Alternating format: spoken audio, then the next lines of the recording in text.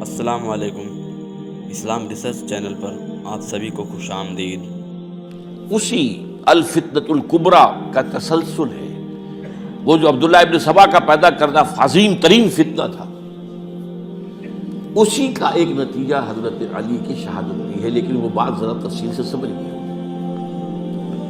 اور اس کے لیے میں ممنون احسان ہوں، حال ہی میں ایک کتاب چھپی ہے، ڈاکٹر سید رضوان علی ندوی، وہ محقق ہیں تاریخ کے، انہوں نے بڑی تاریخی تحقیق کے بعد جو باتیں بیان کی ہیں وہ میں آپ کے سامنے رکھ رہا ہوں۔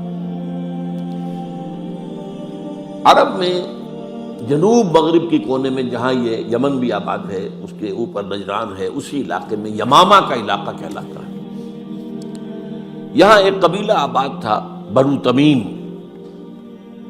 یہ جو لوگ تھے بڑے کرخت مزاج، جنگجو، اکھڑ، ضدی، اور جس بات کو ایک دفعہ مان لے اس پر اڑ جانے والے اور مر مٹنے والے۔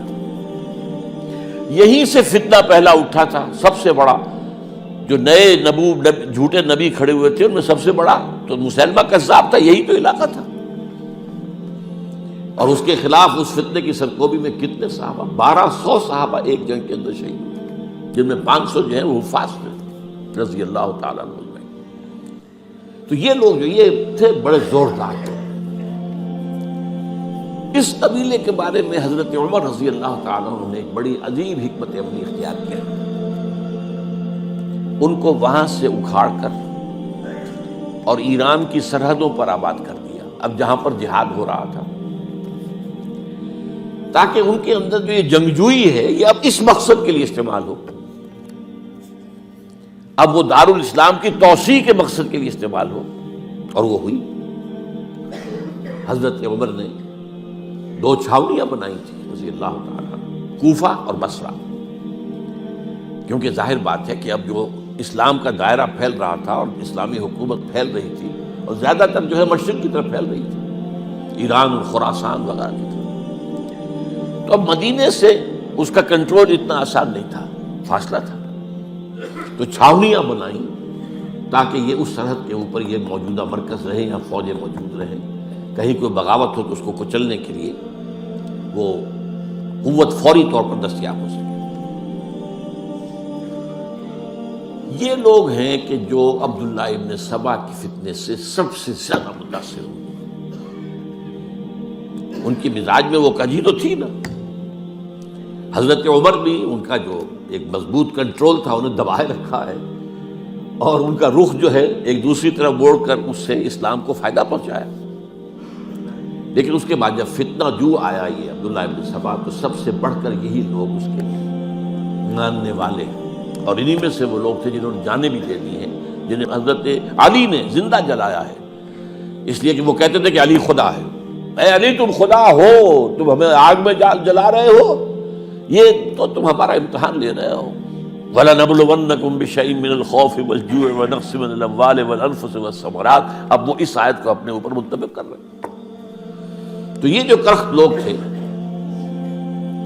انہوں نے در حقیقت جو ہے عبداللہ ابن سبا کے کردار میں سب سے بڑا رول پلے کیا، اور انہی کے ہاتھوں حضرت عثمان شہید ہوئے رضی اللہ تعالیٰ۔ اور اس کے بعد انہوں نے حضرت علی رضی اللہ تعالیٰ عنہ کو اپنے گھیرے میں لے لیا، کیونکہ انہی کی کثیر تعداد موجود تھی مدینے میں جب حضرت عثمان شہید ہوئے۔ اس کے بعد اب ظاہر بات ہے کہ کوئی نہ کوئی تو خلیفہ ہونا چاہیے تھا۔ حضرت طلحہ سے کہا گیا، انہوں نے معذرت کر لی، حضرت زبیر سے کہا گیا، انہوں نے معذرت کر لی۔ اب ظاہر بات ہے کہ حضرت علی آخر امت کو چھوڑا تو نہیں جا سکتا تھا بغیر امام کے، انہوں نے قبول کر لی، اگرچہ حضرت حسن روکتے رہے کہ ابا جان یہ ان لوگوں کی بیعت جو ہے آپ قبول نہ کیجیے۔ حضرت حسن تو ان میں سے ہے جو حضرت عثمان کے دروازے پر کھڑے تھے پہرے دار کی حیثیت سے، حسن اور حسین رضی اللہ تعالیٰ عنہ، انہیں تو معلوم تھا فتنہ جو کون لوگ ہیں۔ اس کے بعد حضرت علی رضی اللہ تعالیٰ عنہ نے اسی حکمت سے، جس حکمت کے تحت حضرت عمر نے یہ چھاونیاں آباد کی تھی، دارالخلافہ بھی مدینے سے کوفہ منتقل کر دیا تاکہ پورے عالم اسلام کو کنٹرول کیا جا سکے اس مرکز کے ساتھ۔ اس کا نتیجہ یہ نکلا کہ اب گویا کہ حضرت علی کے گرد ان لوگوں کا گھیراؤ مکمل. کوفے میں یہی تو آباد تھے، کوفی یہی تو تھے. حضرت عمر نے انہیں لا کے یہاں آباد کیا تھا. جب حضرت علی نے کوفے کو اپنا دارالخلافہ قرار دیا تو گویا کہ ان کا پھر عمل دخل بہت بڑھ گیا. ایک طریقے سے یہ کہا جا سکتا ہے کہ انہوں نے اب حضرت علی رضی اللہ تعالیٰ عنہ کو اپنے محاصرے میں لے لیا. چنانچہ جنگ جمل کے موقع پر یہ ہوا ہے کہ صلح ہو گئی تھی. حضرت عائشہ رضی اللہ تعالیٰ عنہ کے جو نمائندے تھے اور ادھر سے حضرت علی، صلح ہو گئی تھی. طے ہو گیا تھا کہ ہاں قاتلین عثمان کو جو ہے ان کو سزا دی جائے گی، قصاص لیا جائے گا حضرت عثمان کی قتل کا. لیکن ان لوگوں نے 10,000 آدمی کھڑے ہو گئے کوفے کے اندر، ہم سب قاتل ہیں عثمان کے، لوگ قصاص ان سے اگر لے سکتے ہو. اس کے نتیجے میں اور انہوں نے جنگ شروع کر دی. اور جب جنگ شروع ہو جائے تو پھر اس کے بعد تو کوئی نہیں دیکھ سکتا کیوں شروع ہوئی، کیسے شروع ہوئی، کس نے شروع کی. اب تو یا مارو یا مرو، دو ہی باتیں ہوتی ہیں. 10,000 مسلمان ایک رات میں شہید ہوئے جنگ جمل میں. اب اس کے بعد حضرت علی رضی اللہ تعالیٰ عنہ کی خلافت جو ہے حضرت امیر معاویہ نے ماننے سے انکار کر دیا. جب تک قاتلین عثمان کو سزا نہیں دیتے ہم بیعت نہیں کریں گے. یہ نہیں کہ دعویٰ کیا ہو کہ میں خلافت کا حقدار ہوں، یہ نہیں، لیکن یہ کہ آپ کو ان کو سزا دینی چاہیے. اب یہ تھا وہ مخمصہ جس میں حضرت علی رضی اللہ تعالیٰ عنہ وہ فرماتے تھے تم میرا ساتھ دو تو میں ان قاتلین عثمان سے سزا جو ہے ان کو سزا دے سکتا. ادھر انہیں پتا تھا کہ میں سرنڈر کرتا ہوں تو مجھے علی تک تو پہنچنے کوئی نہیں دے گا، راستے میں ختم کر دیں گے رضی اللہ تعالیٰ عنہ. تو یہ پیچ تھا ایک جو ایسا پڑا ہے.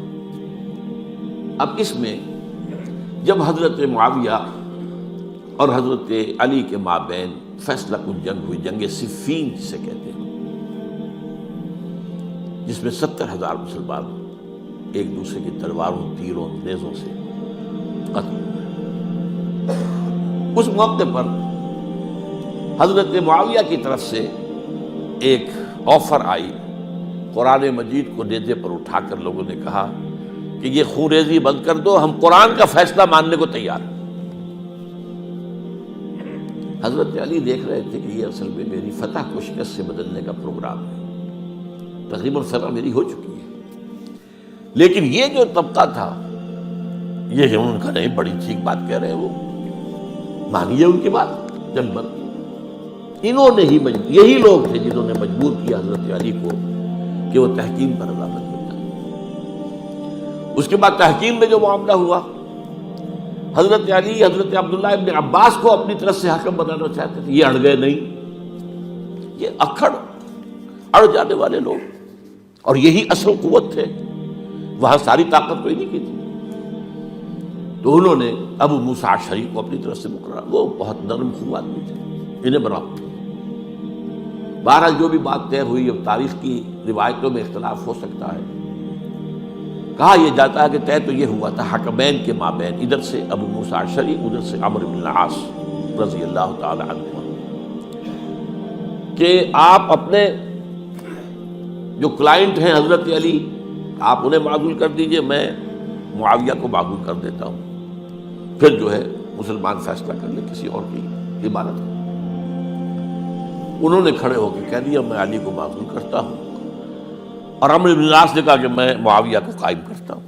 اب یہ ہے روایت، واللہ عالم اس میں کتنا سچ ہے کتنا جھوٹ ہے. میں کوئی مورخ نہیں ہوں، میں کوئی تاریخ کا محقق نہیں ہوں. اس کے بعد جو ہے اب یہ لوگ انہوں نے کہا کہ مانیے تحکیم کو، اور جب انہوں نے حضرت علی نے اس تحکیم کے فیصلے کو ماننے سے انکار کیا تو باقی ہو گئے، حضرت علی کو کافر قرار دیا. اور جا کر ایک جگہ پر حرورہ ایک جگہ تھی، وہاں پر جا کے جمع ہو گئے، جتھا بندی کی بہت بڑی طاقت وہاں کر. انہوں نے طے کیا کہ علی بھی کافر ہو گیا، معاویہ بھی کافر ہو گیا، عمرو بن العاص بھی کافر ہو گئے، سب کافر. حضرت علی کی طرف سے ایک گئے سفیر ان سے بات کرنے کے لیے، تو انہوں نے کہا تم ہی نے تو کہا تھا کہ تحکیم کو تسلیم کرو، کہ ہاں ہم نے گناہ کیا تھا، کفر کیا تھا، ہم توبہ کی ہم نے. اگر علی بھی مان لے کہ کہ میں نے مان کر کفر کیا تھا، اب میں توبہ کرتا ہوں تو ہم ان کی بات مان لیں گے۔ اب حضرت علی اس طرح کا جھوٹ کیسے بولتے ہیں؟ انہوں نے تو کوئی کفر نہیں کیا تھا۔ مہاراج انہوں نے پھر بھی نرمی برتی کہ دیکھو اگر تم کوئی خونریزی نہیں کرو گے، فساد نہیں مچاؤ گے تو میں تمہیں کچھ نہیں کہوں گا، لیکن وہ اپنی ان شرارتوں سے بعد نہیں آئے۔ تو پھر تیسری جو بڑی جنگ ہوئی ہے ان جنگوں میں، جنگ نہروان کہلاتی ہے، حضرت علی کی جنگ خوارج کے ساتھ، جس میں 4000 خارجی جو ہے ختم ہوئے۔ اور یہ بات اب آپ نوٹ کر لیجئے کہ یہ لوگ جیسا کہ اکھڑ بھی تھے لیکن اپنی بات پر ڈٹ جانے والے تھے، لیکن ساتھ ہی دیندار بھی تھے، نمازی اور روزہ دار بھی تھے۔ یہ اس طرح کے لوگ نہیں تھے کہ جو فاسق اور فاجر ہو، بس یہ مزاج کا ایک ہے، جس جو بات دل میں بیٹھ گئی اڑ گئے۔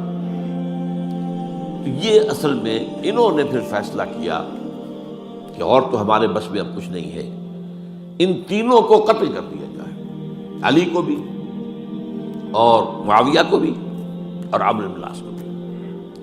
تو ایک جگہ ان کی سازش ہوئی، 3 آدمی معین ہو گئے، ایک ہی وقت کا طے فیصلہ ہو گیا، فلاں تاریخ کو فجر کے وقت تم جاؤ، وہ تم کوفے کی جامع مسجد میں، جب علی نماز جماعت کرا رہے ہو خنجر مارو انہیں۔ اور یہ اس کا نام ابن ملجم تھا، خارجی، یہ وہی لوگ بنو تمیم کے لوگ۔ دوسرا جو تھا وہ دمشق میں حضرت معاویہ کو قتل کرنے، شہید کرنے کے لیے پہنچ گیا۔ تیسرا مصر پہنچ گیا حضرت عمرو بن العاص کو۔ اب یہ بات اللہ کی طرف سے ہے، یہ تو اس کی مشیت ہے، اس کا فیصلہ ہے۔ حضرت علی پر وار کارگر ہوا، اب شہید ہو گئے۔ حضرت معاویہ پر وہ وار ذرا اوچھا پڑا، زخمی تو ہوئے لیکن آپ کی جان بچ گئی۔ عمرو بن العاص اس روز مسجد میں کسی معذوری کی وجہ سے، عذر کی وجہ سے فجر میں آئی نہیں سکے، لہذا حضرت علی کی شہادت ہو گئی۔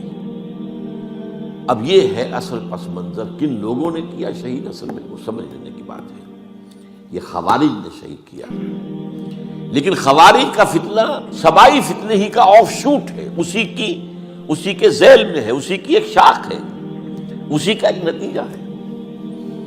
یہ خوارج جو ہے بعد میں بھی ان کی مسلسل جو ہے وہ جنگیں رہی ہیں۔ بہرحال اس صورتحال کو یہ سمجھ لیجئے کہ یہ خلفائے ثلاثہ رضی اللہ تعالی عنہ، حضرت عمر شہید، عثمان شہید، علی شہید۔ عجیب بات ہے کہ تینوں کا نام عین سے شروع ہوتا ہے، عمر عین سے، عثمان عین سے، علی عین سے، تینوں شہید ہوئے ہیں۔ لیکن یہ کہ یہ ہے تاریخی پس منظر۔ یہ ویڈیو اگر آپ کو تھوڑی سی بھی اچھی لگی ہو تو ویڈیو کو لائک کر دیجیے اور اس چینل کو سبسکرائب کریے اور ہمیں کامنٹ میں اپنی بات کا اظہار کریے۔ ویڈیو دیکھنے کا بہت شکریہ۔